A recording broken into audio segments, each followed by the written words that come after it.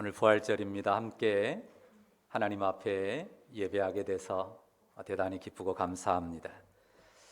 우리가 고난주간에 예수님의 그 고난받으심, 순환을 묵상했습니다.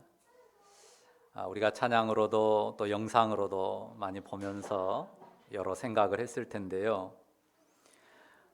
저도 예수님의 그 참혹한 고난의 장면들을 보면서 제 마음에 이런 생각이 들었습니다. 정말 저 처참한 고난이 끝이라면, 그게 전부라면 정말 허망하겠다라는 생각입니다.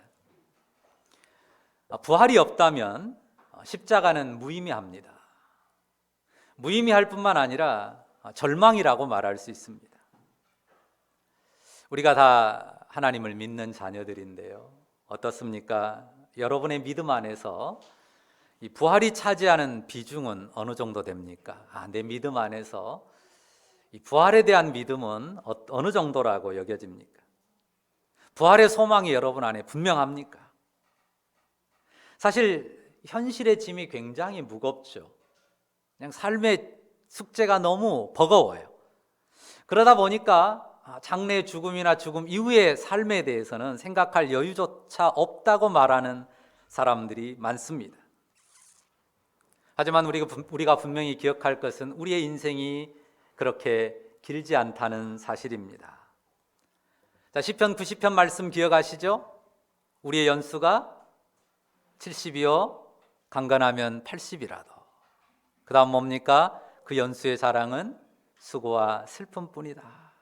우리가 신속히 가는데 어떻게 가요? 날아간다. 인생의 날이 그렇습니다. 자, 우리가 중국의 진시황이라는 사람을 압니다. 어떻습니까? 불로초를 찾아서 각국으로 탐사대를 보냈다는 이야기가 있지 않습니까? 진시황이요 13살에 왕이 됐습니다.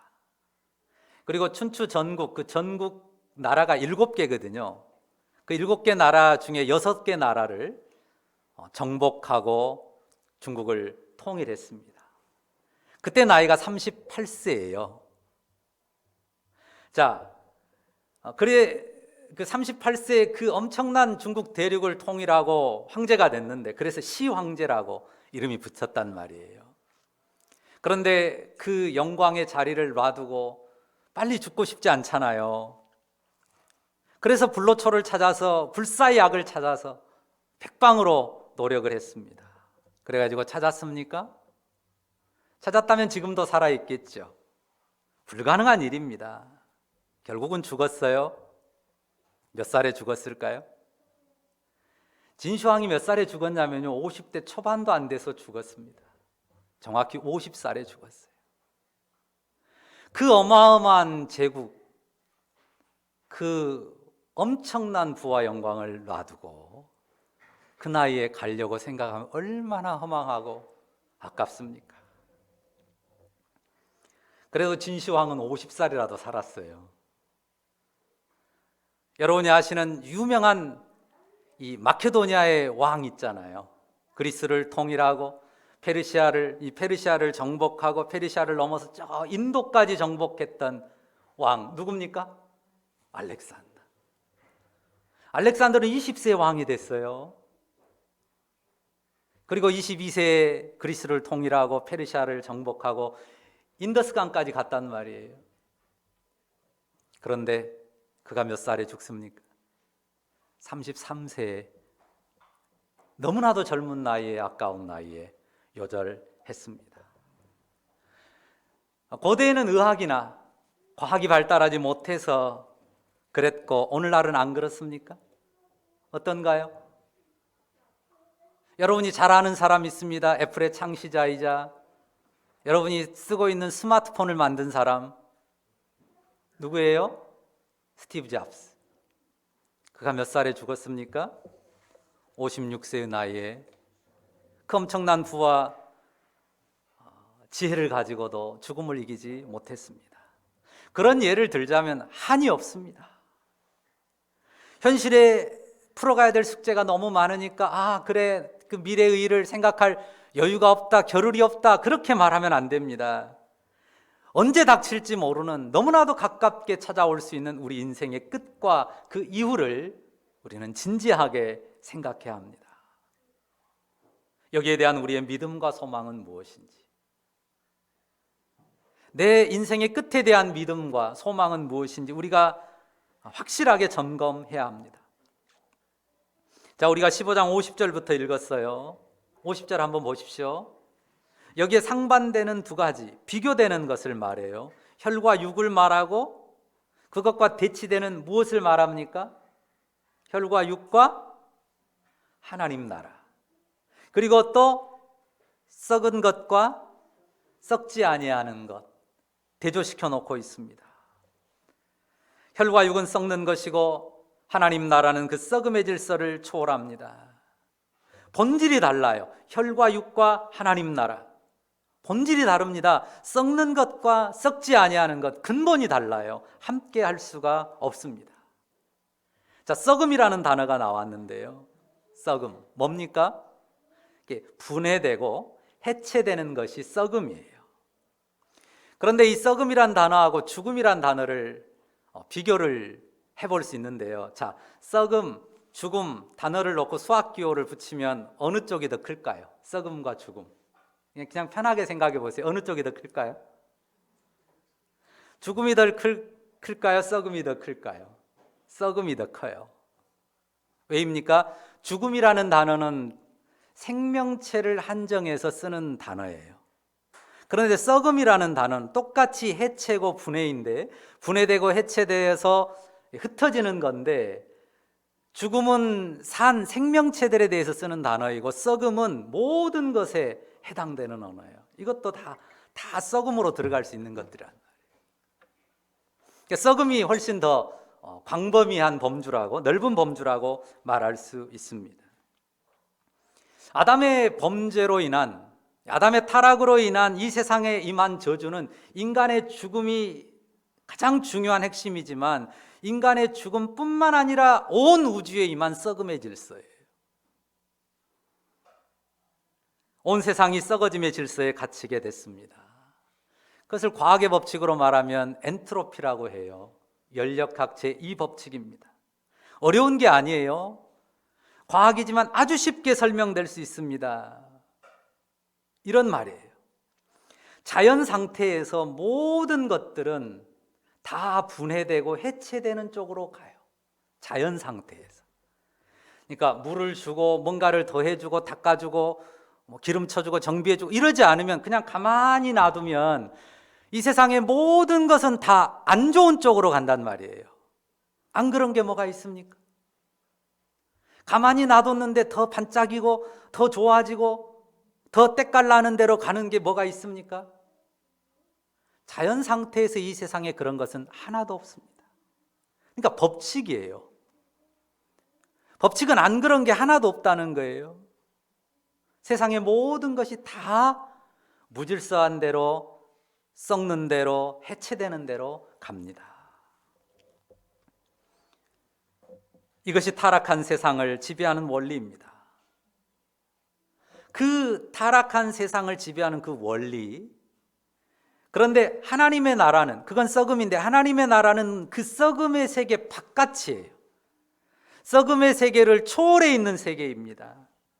창조주 하나님의 나라이고 현재 우주를 지배하는 이 썩음의 질서에서 벗어난 세계입니다. 그 하나님 나라의 왕이신 하나님 나라의 하나님 아버지의 아들이신 예수님께서 그 썩음의 세상에, 그 썩음의 질서 속으로 이 우주 안에 들어오셨습니다. 사람이 되셨습니다. 십자가 고난을 받으셨습니다. 대속의 제물로 죽으셨습니다. 그래서 우리는 그 예수님을 믿음으로 죄 용서를 받죠. 십자가 예수님을 인해서 우리가 하나님의 자녀로 용납이 됩니다.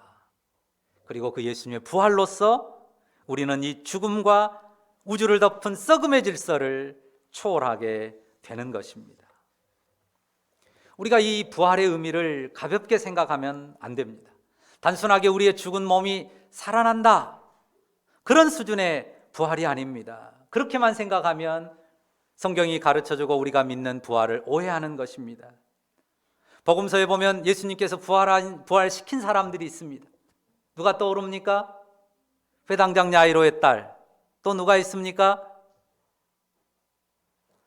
과부의 젊은 아들이 죽어가지고 사람들에게 떠내려가니까 예수님이 보시고 청년아 일어나라 해서 일어나죠. 또 있습니다. 죽은 지 나흘이나 돼서 무덤 속에 있어요. 썩어가고 있습니다. 누굽니까? 나사로. 그런데 예수님이 나사로야 나오라 해가지고 그 나사로가 살아났습니다. 그러면 이 사람들은 어떻게 됐을까요?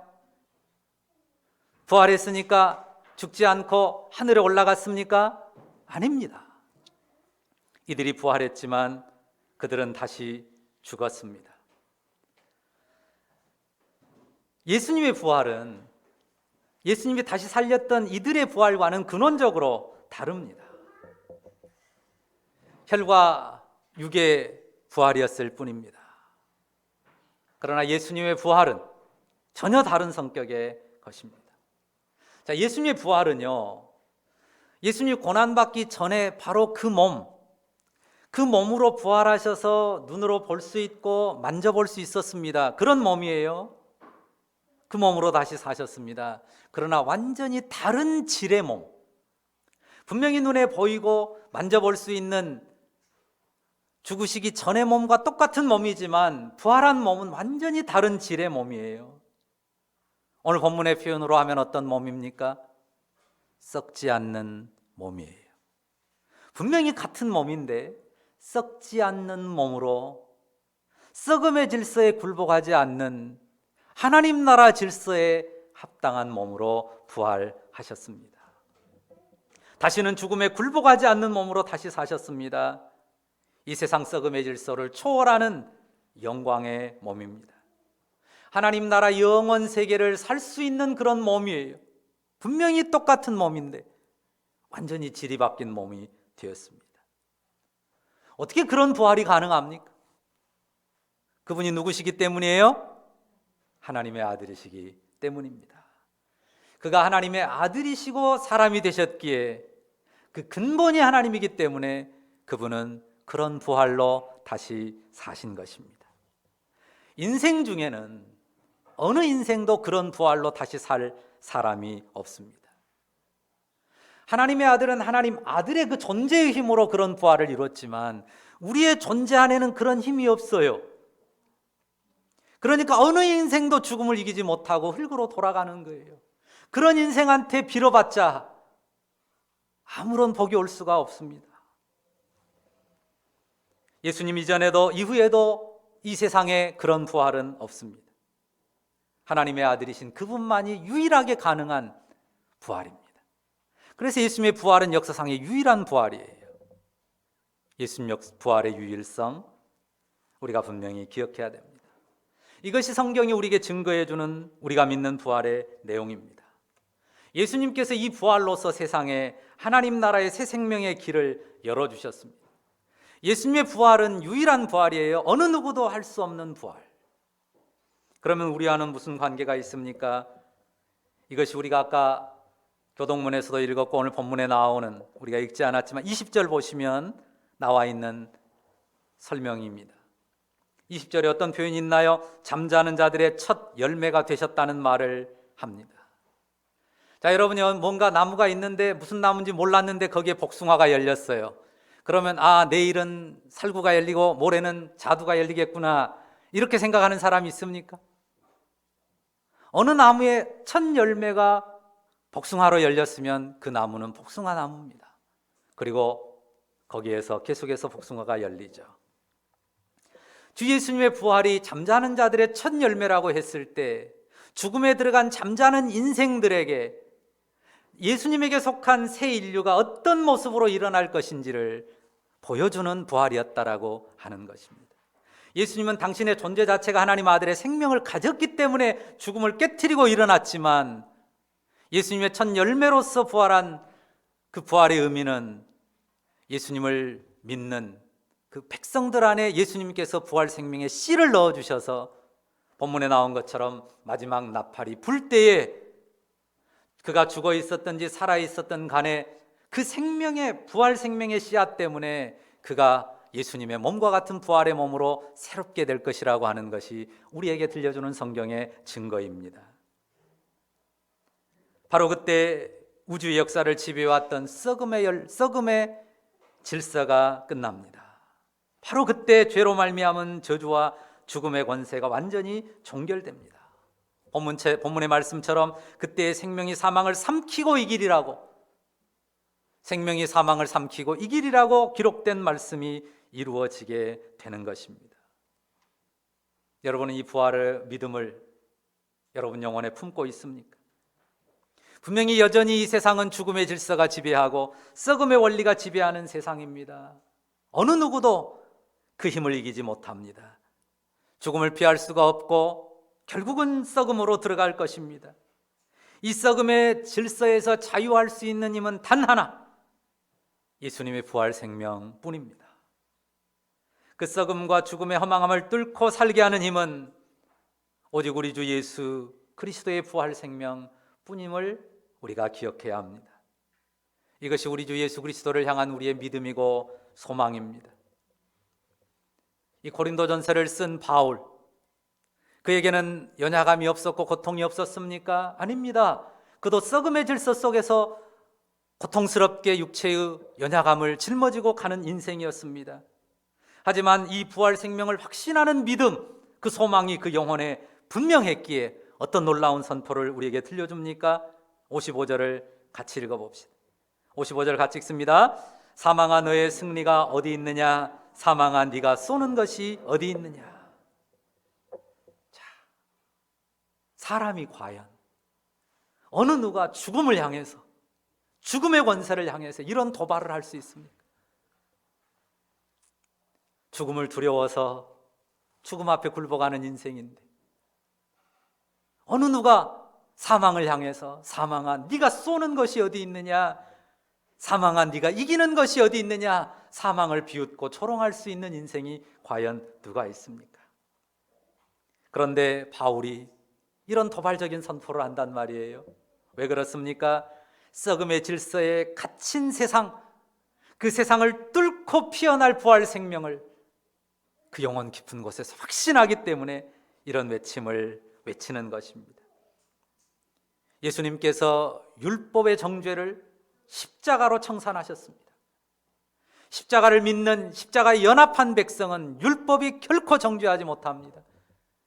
율법의 정죄에서 벗어난 인생, 예수님의 부활 생명에 연합한 인생은 지금은 비록 썩음의 질서에 굴복하고 죽음의 질서에 굴복하지만 예수님 다시 오셔서 재림의 나팔을 울려 퍼지게 할 때에 그 사망의 권세를 깨고 잠에서 일어나듯 하나님 나라에 합당한 썩지 않는 몸으로 부활하게 될 것입니다.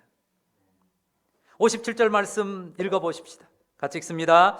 우리 주 예수 그리스도로 말미암아 우리에게 승리를 주시는 하나님께 감사하노니.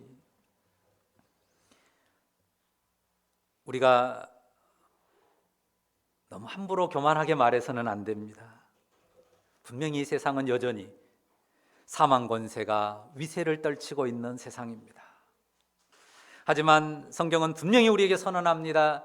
부활 생명의 주이신 예수 그리스도를 통해서 하나님은 우리에게 승리를 주신다. 우리가 주님 십자가와 부활 안에서 율법의 정죄와 사망의 두려움을 이깁니다. 우리가 연약합니다. 때로 두려움에 눌립니다. 그렇지만 주 예수 십자가를 믿고 주 예수의 부활 믿는 가운데, 소망하는 가운데 율법의 정죄, 사망의 두려움을 떨쳐내고 이기는 것입니다. 왜입니까? 우리가 주 예수 십자가에 연합하여 죽었기 때문입니다. 그리고 우리가 주 예수의 부활에 연합하여 살았기 때문입니다. 우리가 예수 그리스도를 믿는다고 하는 것은 내가 십자가와 연합하여 죽었다, 그분의 부활에 연합하여 살았다, 그 십자가와 부활에 연합한 것 때문에 하나님이 나를 의롭게 받으시고 내가 사망에서 벗어난다는 믿음입니다. 믿으시죠? 이것이 우리의 믿음입니다. 그래서 이 부활의 믿음과 소망을 가진 성도들에게 58절 마지막 권면을 이렇게 주시는 것입니다. 여기도 같이 읽어볼까요? 읽습니다. 그러므로 내 사랑하는 형제들아, 견실하며 흔들리지 말고 항상 주의 일에 더욱 힘쓰는 자들이 되라. 이는 너희 수고가 주 안에서 헛되지 않은 줄 알미라. 서두에 말했듯이요, 부활이 없다면 인생의 모든 고난과 수고가 정말 허무합니다. 인생이 얻은 영화로움까지도 너무나도 허무합니다. 모든 게 죽음으로, 썩음으로 끝나버린다면 그렇습니다. 그러나 우리가 그런 세상에서 허무함에 눌리지 않고 견실하게 우리의 삶을 도전하면서 나갈 수 있는 이유가 있습니다. 왜입니까? 주 안에 생하는 우리의 수고는 결코 허망한 결국에 이르지 않기 때문입니다. 그러니 항상 주의 일에 더욱 힘쓰는 자들이 되라 권하는 것입니다. 주의 일에 더욱 힘쓰라 그랬어요. 이 주의 일에 더욱 힘쓰라는 말을 여러분이 오해하시면 안 됩니다. 줄이면 안 됩니다. 좁히면 안 됩니다. 주의 일은 교회 일만이 아니에요. 주의 일에 더욱 힘쓰라 그러면 교회 봉사 많이 하고 교회다 잘해라 이렇게 생각할 수 있는데 그건 너무 좁히는 거예요. 그거는 크기로 말하면 3분의 1 최대, 아니면 뭐 7분의 1, 10분의 1도 안 됩니다. 부분이에요. 교회 일은 훨씬 더 많은 시간 어떻습니까? 우리는 가정에 있고 일터에 있고 사회 속에 있습니다. 그런데 우리가 더 많은 시간을 살아가는 가정에서건 사회 일터 속에서건 교회에서 어디에서건 어떻게 살아야 합니까? 오늘 말씀, 썩어질 것, 눈앞에 보이는 것, 그것이 전부인 양 속아서 살지 말라는 것입니다. 그것에만 몰두하고 거기에만 소망을 둔다면 주의 일을 하는 게 아니죠. 교회 안에서까지라도 그런 소망으로 일한다면 그건 주의 일이 아닙니다. 부활의 믿음과 소망을 품고서 허망한 세상을 견디면서 일하는 것이에요. 그것이 내 가정이 됐든 일터가 됐든 사회의 어느 영역이 됐든 거기에서 부활의 믿음과 소망을 품고서 허망하단 말이에요. 그 허망한 세상을 견디면서 수고하는 거죠. 그렇다면 그것이 주의 일이 되는 것입니다. 주의 일에 더욱 힘쓰는 삶을 달리 표현하면 뭘까요? 부활 소망으로 사는 삶입니다. 주의 일에 더욱 힘쓰는 삶은 내 삶의 모든 영역에서 부활 소망으로, 부활에 대한 믿음으로 사는 것입니다. 썩음의 세상이에요. 그 썩을 것의 소망에 눌리고 거기에 속아 살지 않는 것입니다. 십자가를 고백하고 부활의 믿음과 소망을 심고 세워가는 삶을 이어가는 것입니다. 우리가 늘 말씀드리지만 흑백 논리로 이원론적으로 생각하지 않도록 조심해야 됩니다. 현실은, 우리가 사는 현실은 분명히 썩음의 질서 속에 살아요. 그리고 썩어질 것으로 삽니다. 그리고 또 알아야 될 것은 그것까지도 하나님의 주권 안에 있는 은혜예요. 그러니까 썩어짐의 질서로 사는 것은 악이다라고 생각하면 안 돼요. 썩어짐의 질서에 사는 그 삶까지도 하나님의 은혜의 주권 아래 있어요. 문제는 그것이 전부인 양 사는 것, 그것이 자기를 속이는 거고 어리석은 것이라는 말입니다. 그것도 소중한데 그건 궁극의 은혜가 아니라는 거예요. 궁극의 소망이 될 수 없다는 것입니다. 궁극적인 것은 뭡니까? 우리 영혼에 심겨진 부활의 생명, 그 생명이 영원히 사는 생명으로 터뜨려질 그날을 바라보면서 이 땅의 썩어짐의 질서를 견디며 이겨내며 맞서며 도전하며 나가는 것입니다. 우리가 부활 생명의 씨를 우리 영혼에 받았기 때문에 장차 썩지 않을 몸으로 영원한 하나님 나라를 살 거란 말이에요. 그러면 우리는 이 땅에서 그 영원한 하나님 나라를 살 준비를 하는 거고 그 하나님 나라의 삶을 연습하는 과정으로 지나는 것이에요. 다시 현실적인 이야기 해볼까요? 우리 안에 부활 생명의 씨가 있기 때문에 우리는 정말 거룩하게 삽니까? 여러분들은 부활 생명의 씨가 있는 것 때문에 전혀 안 다투고 사십니까? 눈앞의 이익과 손해를 계산하다가 싸울 때가 많습니다. 학생들은 성적을 놓고 등수를 놓고 다투죠. 직장에서는 제한된 승진 자리를 놓고 예민한 신경전을 펼치기도 합니다. 어떻습니까? 나를 무시했다고 소리치기도 하고 존중해주지 않는다고 들이받기도 합니다. 우리가 다 그렇게 썩어질 세상에서 연약한 인생으로 사는 게 현실이에요. 돈 단돈 얼마 넣고 그것 때문에 갈등하는 일이 늘 있습니다. 그렇게 썩어지는 세상을 지나는 우리의 삶인 것도 우리가 인정해야 돼요. 너무 이상적으로 생각하면 안 됩니다. 바로 그 치열한 현실 속에서, 그 치열한 생존 현장 속에서 주님의 일에 힘쓰는 거예요. 현실이 정말 널널하고 나를 도와주고 모든 게 잘 풀려가서가 아니라 너무너무 견디기 힘들고 괴로운 그 치열한 생존의 현장 속에서 내 안에 심겨진 부활 생명의 소망을 가지고 세상을 맞서는 것입니다. 부활의 믿음과 소망을 고백하는 것입니다. 그리고 어떻습니까? 그 썩어진 세상에 함몰되어 살아가는, 그 썩어진 세상에서 나도 함께 다툴 수밖에 없지만 그 썩어진 세상에 함몰되어 살아가는 사람들을, 그럴 수밖에 없는 인생을 불쌍히 여깁니다. 용서하고 축복합니다. 그 믿음이, 그 소망이 주의 일이에요. 그 긍휼이, 그 용서가, 그 사랑이 너희는 더욱 주의 일에 힘쓰는 자들이 되라 했을 때 바로 사도가 우리에게 권면해 주는 우리가 힘써야 될 주의 일이라는 것입니다. 여러분의 가족 안에서 또한 일터 속에서 행할 주의 일이 바로 이것입니다.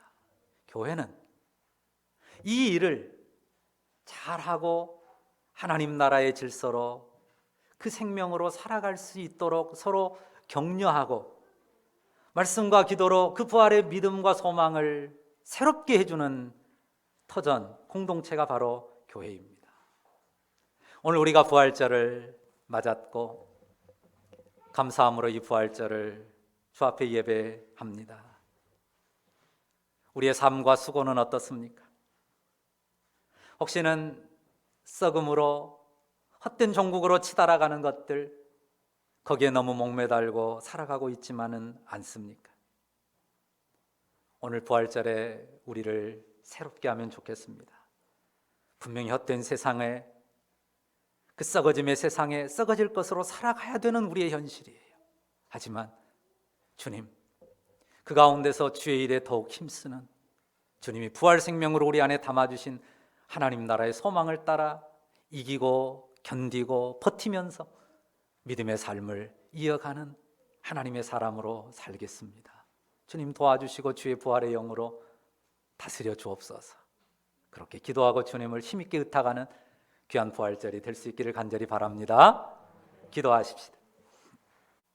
죽음을 깨고 부활하신 우리 주님, 그 부활의 생명 씨앗을 우리 영혼에 담아주셨으니 감사합니다.